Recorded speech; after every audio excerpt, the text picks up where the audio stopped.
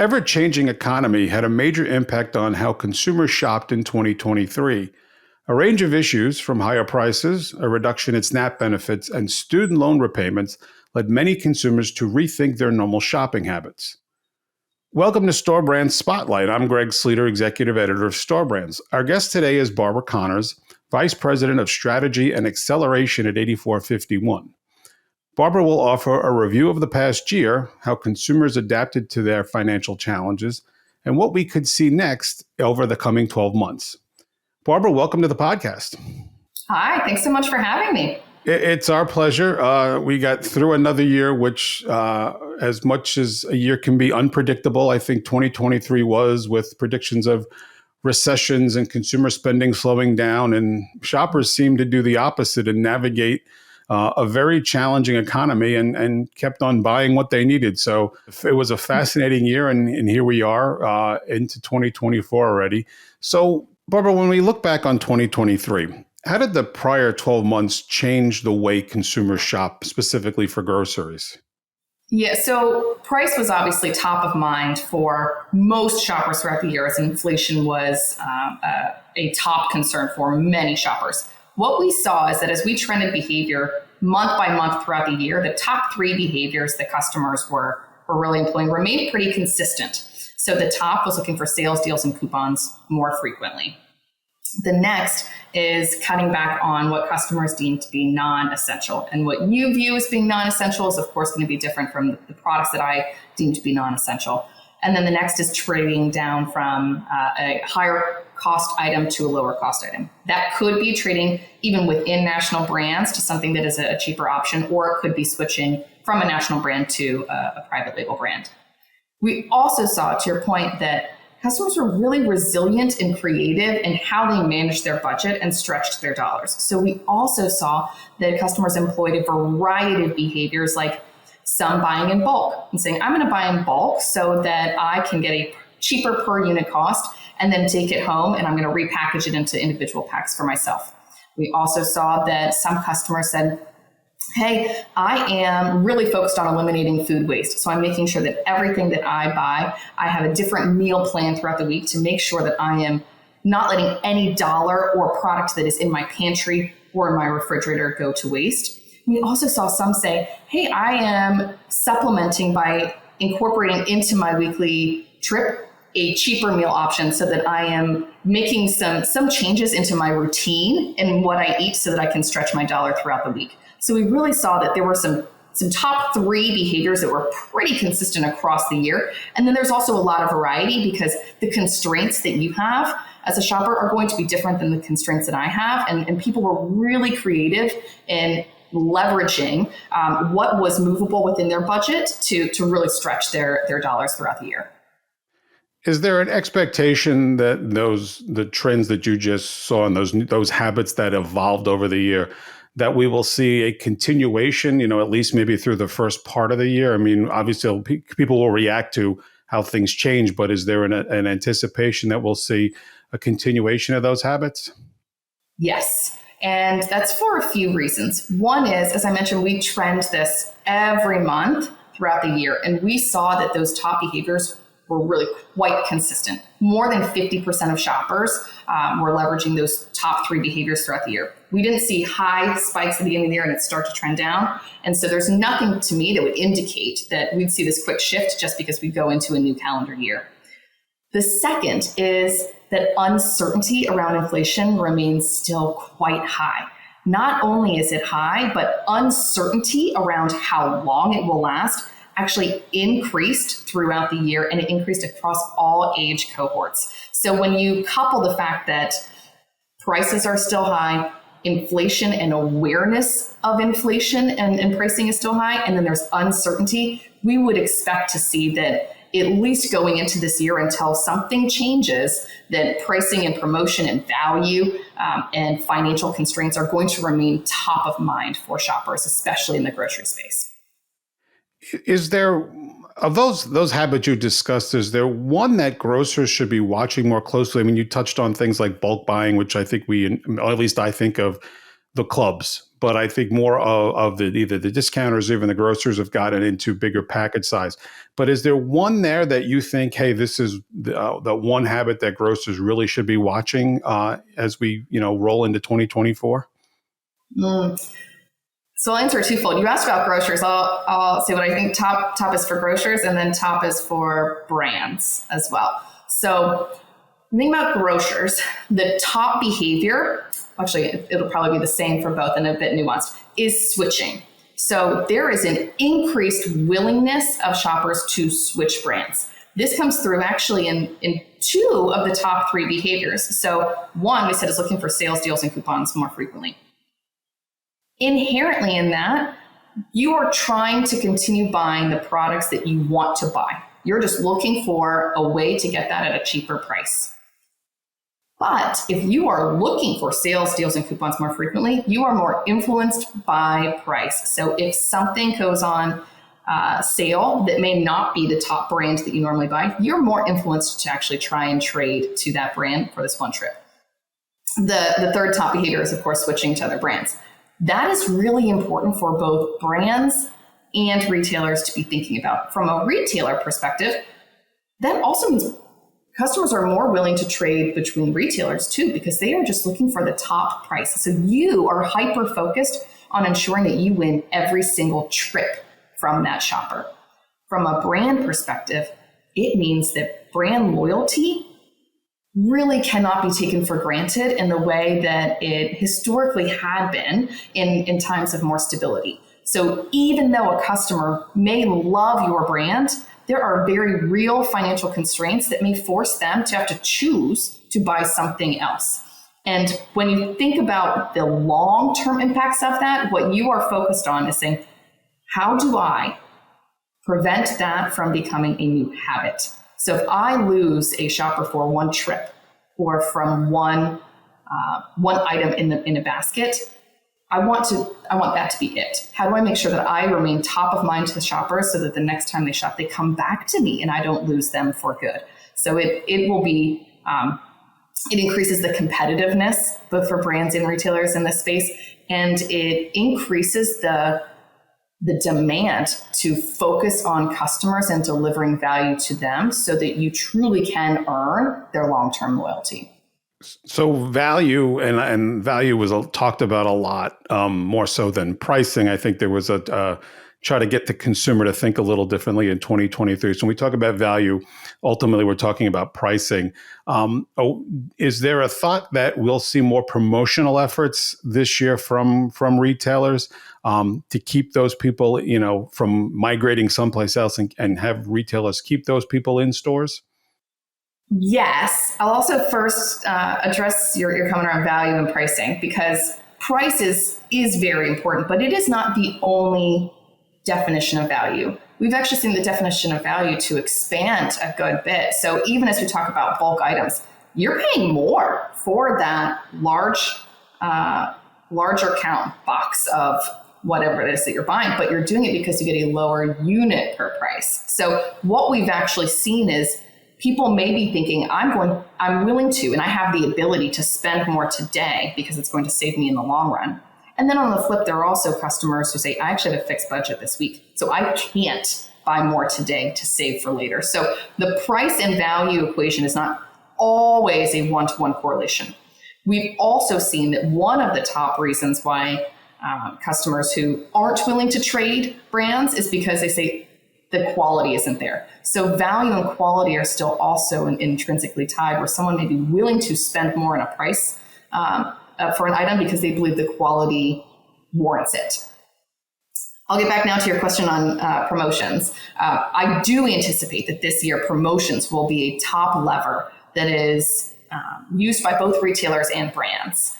The key or the trick is going to be doing that in a really smart way, because everyone, brands and retailers and customers, all have fixed budgets of the amount of money that you can invest. And so the ones that win this year will be the brands and retailers that leverage data and science to make sure that you are optimizing a promotion strategy, and for brands to really lean into personalization and say, how can I ensure that I'm delivering the right offers and value to the customers that matter most to me. So you're spending your dollars with the customers who you want to earn long-term loyalty with, or the customers who have been loyal to you. And so it is a reward back to them, so that every dollar that you spend is driving the most return back to you. That's interesting. And you touched on this a little bit earlier, but in terms of where people are shopping for their groceries, was there a noticeable shift away from the traditional supermarkets where they're going maybe to the mass merchants or they're going to the dollar stores? What were we seeing last year in terms of how consumers are trying to manage their budgets and ultimately where they were buying their products? Yeah. So one of the macro shifts that we continued to see last year was food away from home and buying groceries to consume at home. We still continue to see a trend towards customers buying products from grocery stores versus eating out or ordering takeout from restaurants, because even just comparing restaurants and takeout to cooking it yourself at home, that was a way that customers could be more fiscally responsible within their own budget. Within the grocery landscape, we did also see shifts throughout the year where customers may have been shifting from specialty retailers into more traditional grocers. And then we also, of course, saw customers on the lower end shifting to value retailers. So there is sort of this macro shift across that puts risks and opportunities for all the retailers across that spectrum to make sure you're capitalizing on new customers who may not have shopped with you before to win the next trip, and then also make sure you aren't losing customers to your competitive set because they may be going for a cheaper option. 8451 put out a recent report, and there were some real interesting figures related to private label. I'm going to highlight two and then jump into my question. The first one that caught me was 8% of those who surveyed said they preferred national brands, while 31% said they preferred store brands. And I found that sort of split just remarkable. And then the other one was 29%, they said they prefer national brands but are open to trying a store brand, while only 16% they said they preferred the store brands but are open to national brands. It seems like these figures are telling us that, well, let me ask you this way. Are the figures that in the survey, are they based on strictly economics, or are there other factors at play now when consumers are looking at private label products? Yeah, so as you think about the middle of that too, one of the interesting stats is that in the middle, there's 17% of shoppers that say they don't have a preference at all. So I think that's about 1 in 6 shoppers that say, I don't actually have a preference between national or private label brands. When I think about the ends, what we see is that overall, if you have a preference to private label brands, there's a smaller percent within that can be skewed to also buy national, or there's a higher percent there lower percent there that will skew towards national brands. Whereas if you have a preference towards national brands, you're more willing to or open to trying a private label brand. In this economic environment, that makes sense because it is harder to trade someone up than it is to trade someone down. So when you look at the customers that have said, I already have a preference to private label brands, they're more set in that space. There is much more risk at that high end for customers who say, I prefer national brands. But if I am pinched, or if there's an offer that's available to me, or a promotion that's going on at the time, I'm more willing to try. I do think that is more prevalent in this economic environment. What we will all learn together is, as you sort of move out of an inflationary period, does that stay? Because the perception will shift from a customer standpoint after they tried private label brands to say, either the quality meets their needs and they say, you know what, I actually didn't feel like I compromised on anything to trade, and so I'm going to stay. Or they say, this was a short-term behavior that I had to employ because my constraints forced me to, and I'm going to go back. That's what's yet to be seen, and will be really important for both the national brands and private label brands to watch, so that one can capitalize and the other can mitigate risk. Yeah, it's fascinating, and I think that's the most interesting thing over whether it's a year or two or however long that process takes place. I know people just in my family who were as anti-store brands as you could be, who all of a sudden tried things and were like, sort of a blind taste test. Like we buy a lot of private label stuff, and this was before I was at store brands. I just hate getting ripped off. That's just me. But we would buy, whether it's snack food or whatever. And if people say, wow, these are really good chips, where did you get them? And we'd get them at Aldi or Lidl or somebody like that. And it would open people's eyes. So it's interesting now to see, hey, I can get a really good product for 20, 30% less. Why am I going to spend more to get the same, or maybe the quality is even better with the private label? So it's going to be a fascinating watch to see how this evolves, depending on where prices go. So yeah, I agree with you on that. Kind of following up on the survey, consumers picked three categories: frozen, shelf stable, and OTC healthcare. As categories, they said they would be willing to switch to private brands. Were there reasons why the consumers pick these specific categories? So overall, when we ask customers why they're willing to switch, the top reasons come back to quality. They say, I actually don't think that I'm risking a lower quality in doing so. One of the others is that in these categories, they feel like private label has an appropriate selection, both in the product variety, flavor, and size to be able to compete. Beyond that, when you also think about these top categories, they're ones that have less emotional involvement in the shopper's purchase. So it's sort of like the low involvement categories. So there's lower risk in trying something new within these categories than some other categories that have much higher involvement and higher sort of emotional attachment. As we roll into 2024, and obviously private label is growing, but is there more that retailers can do to entice consumers to try their private label products? Yes. And I would actually think about this a little bit different from thinking about the retailer doing this to thinking about the brand teams within private label ecosystem. Because part of this is if we move into a landscape where customers are viewing all the products on shelf and saying, one is, I'm viewing a private label brand almost just as another brand on the shelf, then retailers also need to start marketing and managing those private label brands as a brand. So I'll think about the brand teams within private label brands. The biggest thing to drive is trial, because as we talked about, it is once you get someone to try your product, you can then shift the perception around it. There are certainly categories where we find that this is harder to do than others. So you mentioned the top categories where customers say, I'm more willing to try. They are less willing to try in categories like pet and beauty and even baby is another one that pops up. These are categories where there's high emotional attachment, but also in categories like drinks and beverages. These are all categories where brands have built up over decades strong loyalty and brand loyalty. So it will be hard in categories like this to get someone to trade.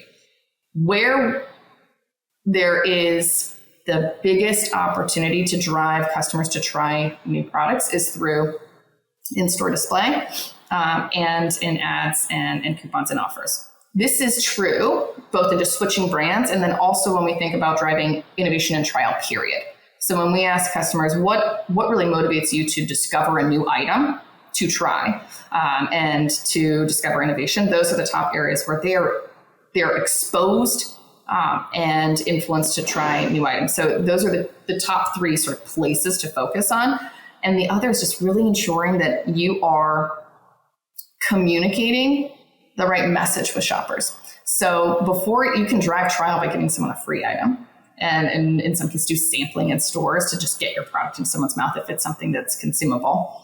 But the other is just really communicating a clear message to customers about the benefits that you provide. And that may be a cheaper price, but it may be something else. If you want to stand for value aside from just comparing to a national brand, communicate what it is that delivers value to customers and leverage digital media and communication and messaging in the same way you would think about if you were managing a national brand to reach new customers and stay top of mind with them as they're planning their next trip or driving impulse as they're shopping the physical store and working through their shop.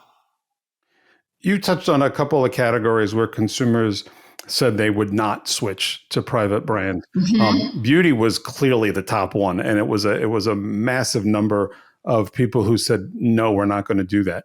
I'm curious, kind of a two-parter. One, was there a reason or reasons as to why consumers, specifically with beauty, said, no, we're going to stick with the brands we know? And you kind of referenced some of the long-term efforts. But I'm curious, are there things retailers can do to change the minds of shoppers in categories where where their consumer is very kind of loyal or tried and true to the brands they've been using for years? Yeah. So one of the sort of commonalities around categories where we see that there's really low willingness to switch, and beauty being an example, is these are categories, not only ones where brands have strong brand loyalty and they've built a strong brand presence, but oftentimes they're products that you are either putting into a loved one's body, so think pet and baby as sort of top ones that come up here, or they're things that you physically put on your own body. So they're high risk to try something new, even if you were switching between another national brand to a competitive national brand. There's just a not only higher emotional attachment, but higher risk you would think if you pick a product that's going to make you react in a negative way. So the top thing for brands or retailers to do and to drive trial or switching with this would be to reduce in the mindset of customers the risk of switching. And you do that through really strong communication. And there are a lot of really immersive ways, especially within digital media today, that you can communicate a message like that to customers. It's just a matter of investing in a strong communication, media, and advertising plan to be able to do that, because you won't do it just by having a cheaper price. We started the conversation, we talked about pricing, we talked about SNAP benefits, we talked about the impact of student loans. Those are issues that continue this year. Do those issues combine and give retailers more opportunities this year to continue to expand their private label assortments to meet, the needs of shoppers who are looking to save money but still want some quality product? Of course. When you have an environment where price is top of mind for customers and financial constraints continue on, that is an inherent opportunity for private label brands and the manufacturers of them to capitalize on, because that's a niche space where you play in, where you're a cheaper offering in many cases, not always, but in many cases a cheaper offering. The other piece I would then flip it though to focus on is, in an environment like this, if competitive landscape is heightened for both private label and national brands, focus on the needs of customers and where you can deliver unique value to them. It isn't always a direct comparison game between the two. If instead of focusing on the other competitor there, you're focusing on the customer. So as I would sort of guide people thinking into the new year of top things that you could be doing to innovate and bring more products to shelf that meet customer needs, some of the top areas that customers are telling us they're interested in from an innovation standpoint, a lot of them center around health. And so how can you add value to customers by helping them to lead a healthier lifestyle? And even the definition of health is sort of expanding into sort of a long-term view to say, hey, have a more sustainable, healthy lifestyle. So some of the top behavior or top attributes that customers are looking for, things like functional benefits, clean ingredients, and high protein. So thinking about, instead of taking things away from the products, what's in it that is adding value to me? And then even things as more specific, like helping with digestive and gut health. So focusing on bringing innovation that drives a new take on healthy foods for shoppers, as we are looking for ways to not only save money, but also help ourselves and eat healthier and have more healthier long-term lives. That's a key way that both national brands and private label brands could be focusing on to help deliver for customers. And in the long run, then win more shelf space and more space within a customer's basket or cart.